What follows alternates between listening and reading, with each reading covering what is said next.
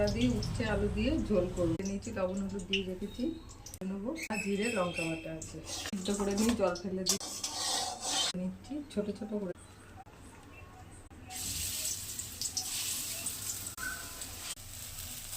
ভাজা হয়ে গেছে, তুলে নিলাম।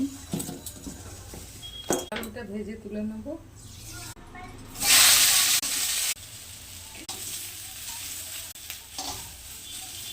উচ্ছে আলু হয়ে গেছে, এখানটা অল্প একটা শুকনো লঙ্কা,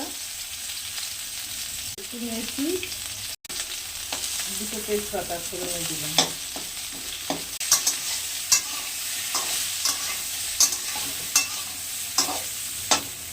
ভাজা হয়ে গেছে, মশলাটা দিয়ে দিলাম। আদা জিরে লঙ্কা বাটা, লবণ দিলাম, হলুদ দিলাম, অল্প একটুখানি আখের গুড় দিলাম।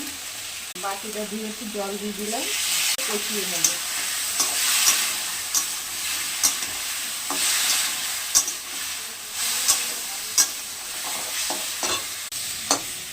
গরম জল করতে দিয়েছিলাম, গরম জলটা দিয়ে দিলাম। বড়াগুলো দিয়ে দিলাম, ফুটিয়ে নামিয়ে দিলাম। হয়ে গেছে আলু উচ্ছে বড়া দিয়ে পাতলা ঝোল।